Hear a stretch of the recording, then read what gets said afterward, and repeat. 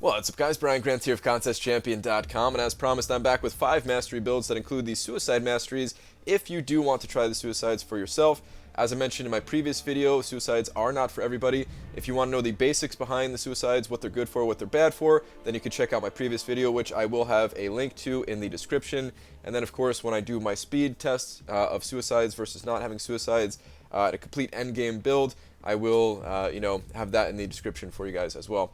So, the 5 builds that I have are my standard full suicides, my deep wounds suicides, my minimum points full suicides, the single suicides, and a naked and insane suicide build, which I gotta admit is kind of becoming a favorite of mine. So, let's just get right into it. I have my standard full suicides on screen right now, and the reason I call this kind of my standard full suicides is because it's not really specialized in any one way. It's amazing for overall damage, but it has enough of the enough points in defense that you can use this build just about anywhere and do fine. The one real exception is Alliance War defense, like I mentioned in my my last video there.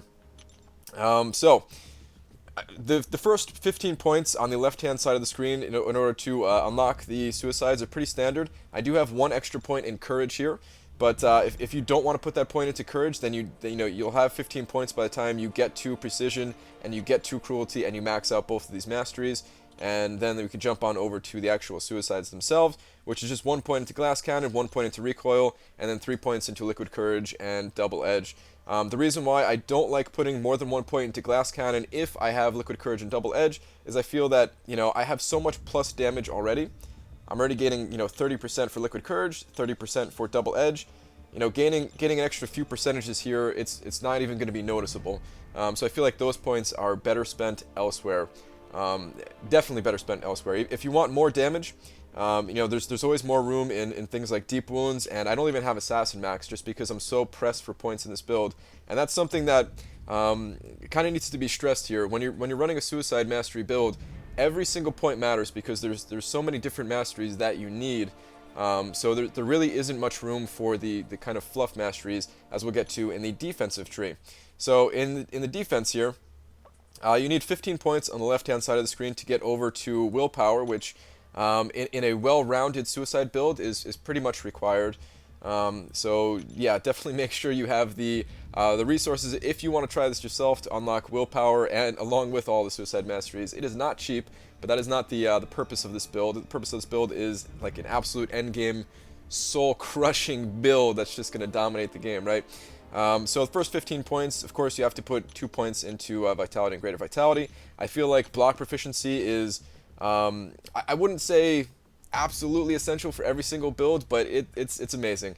Out of all the masteries here, it's definitely one of the best, hands down. The only one that I may consider even better is Recovery, just because it is going to help balance out the healing that is going on with willpower. So you definitely want Recovery maxed out. And then there's a little bit of choice for you. This is my preferred build, having 1 point into energy resistance and 4 points into physical resistance, and only 1 point into salve. I really don't like having salve. This is what I consider one of those fluff masteries that, yeah, it would be nice to have, right? All these masteries would be nice to have, but I really feel like when you're stressed for points, when you're pushing for every single point to optimize your build as possible, then I feel like salve just does not cut it, and it's kind of an easy decision for me to get rid of salve once basically once you have powerful champions, right? Once you get into rank 4 4 stars, rank 5 4 stars, high level 5 stars, then salve is in my opinion kind of worthless. So I only like 1 point in there, but if you wanted to pick that up, you can certainly take some points out of physical resistance here. If you wanted to balance out energy resistance and physical resistance, you can certainly do that as well. Because of the diminishing returns, the first point is going to be worth more than the second and third and fourth points, right? So I wouldn't fault you at all for having like 2 points in magic resistance here or energy resistance, and then 3 points in physical resistance, something like that. But you really only want 15 points in that first part of the defensive tree. When it comes over to the healing, definitely, like I said, willpower is essential for a well-rounded suicide build. And then I like to have Coagulate because this is my well-rounded build, just to reduce the incoming damage that much more. This way I can take certain champions into difficult content and not worry about bleeding out with with double edge here. So that's my defensive setup. You'll see in some builds I do drop Coagulate here. But I feel like in a well-rounded build, it's incredible. It can't be overstated how good it is, actually. So when it comes to utility, I only have 1 point into Limber just to unlock Dexterity here. 1 point is all that's needed. And Parry, which I have 3 points in right now. There are certain builds where I may actually drop down less than 3 points into Parry, although I don't think we really see that so much today. Maybe in one of my builds I have only 1 point into Parry, but I think that reducing the damage from Parry is, that can't be overstated as well. It's a lot of your incoming damage does come from parrying, even though it doesn't. Most enemies don't hit that hard. The damage definitely adds up over time. If you're parrying, 5-6 times a fight over the course of an entire quest, that damage reduction is is noticeable for sure. And then I have 3 points into Stupefy. Now, what I used to do is have 2 points into Stupefy, and I would throw that extra point into Assassin here to max out Assassin. And I don't think that's worth it. I think having the 3rd point into Stupefy is better. And the reason why is because when you're going up against enemies that evade, like Spider-Man or Nightcrawler, sometimes you get into these positions where the only time you could do damage reliably and safely is when the opponent is stunned. And if they have an extra duration of stun on them, you can get in an extra shot before they break that stun. And then you can kind of rinse and repeat that. With 3 points into Stupefy here, if I'm in Alliance Quest and I'm going up against Spider-Man, I can get 4 points in safely.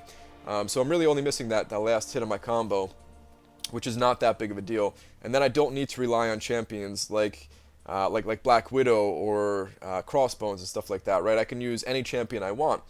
It would still be nice to have those champions. They have the class advantage and they do good damage and everything. But sometimes you just don't have them at your disposal. Maybe Black Widow's tied up in Alliance War or something like that, right? So you can use any champion that you want if you have Stupefy maxed out. Now, when you're in a PvP type scenario like Alliance War or just in the arena even, people have Limber. People have at least 1 point into Limber, and even with just 1 point into Limber, I can only really safely get in 3 hits. The 4th hit, I kind of have to be on my toes and be ready to evade back against someone that can evade. So, and if they have maxed out Limber, then yeah, I can only get in like 2 hits or something like that. So, but I do think that in most cases, maxed out Stupefy is great. If you have a situational suicide build, then you can certainly drop the points out of Stupefy. If you're, for whatever reason using suicides to get through something like Realm of Legends, you really don't need Stupefy at all, probably. But in an all-round build, I feel like Stupefy is great. Alright, so that was my standard full suicide build, and I want to show you guys my deep wounds variation, which right off the bat you could probably tell looks pretty similar. In fact, the utility tree is exactly the same. If we come over to the defensive tree here, it is exactly the same. And then for the offensive tree, all I've done is I've swapped around some points to ensure that I can get 5 out of 5 deep wounds. Now previously I had 4 out of 5 an assassin here, so I took 3 points out of that to put that into deep wounds. And then I needed 1 more point, and I had no choice but to take out the point of courage here, even though I think this is a great value pickup, a very cheap mastery. And to get that 1 point in there, it's really strong, but having that 5th and final point into deep wounds is even stronger. Now, in my previous build, I did have that 1 point into courage rather than maxing out assassin, because I do think that 1st point in courage is actually better than the 5th point of assassin here. But when it comes to getting just the 1st point in assassin, it's worth more than the rest of the points. The 1st point gives you 20% damage when the enemy is below the threshold, where each point thereafter only gives an additional 10%. So, and once you have so much plus damage already from your other masteries, it's better to get sources of damage that are not just increased attack. So deep wounds in this case, and deep wounds, it's more beneficial to have the longest duration as possible to when you're running the strongest bleed champions in the game, which in my opinion are champions like X23, who gains additional benefits when you have a certain number of bleeds on the opponent. Same thing with Black Panther. Black Panther gains additional damage when you have bleeds on the opponent. And Gwenpool, who has a few different things going on with her build, with her toolkit there, where extending the bleed as long as possible is going to benefit you more so than having something like 1 point into courage or more points into assassin. So if you are a fan of the bleed champions, or you're running a special setup where maybe you're going through Realm of Legends, for example, and you need to use X23, then this would certainly be a good build for you.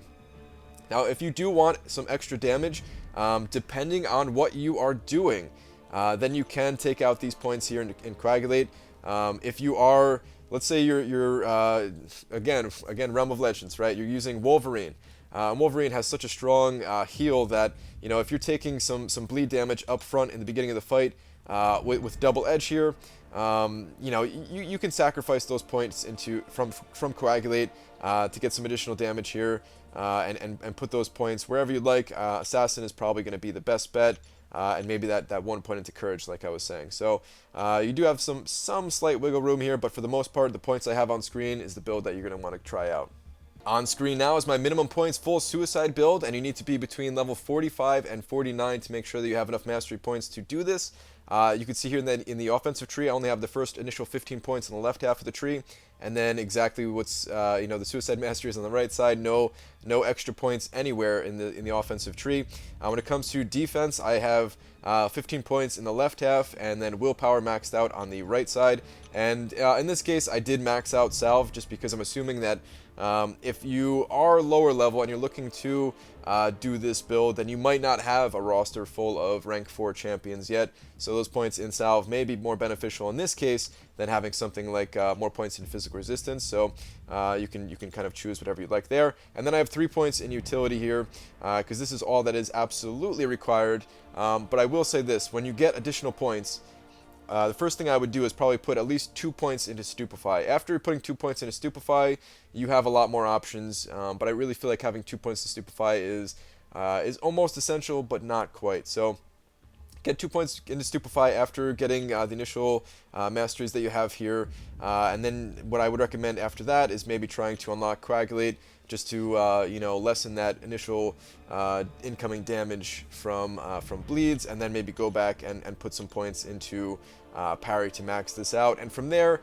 you're pretty good to go. You're able to open up and do either of the more endgame builds that I have set out with the previous 2 builds. Now, these masteries are expensive, so I'm saying this is a minimum point suicide. I'm not saying it's a cheap or poor man's suicide, right? This is still going to cost a lot of units, and again, might be something that you don't necessarily want to spend money on, but you could earn those units through the arena and stuff like that.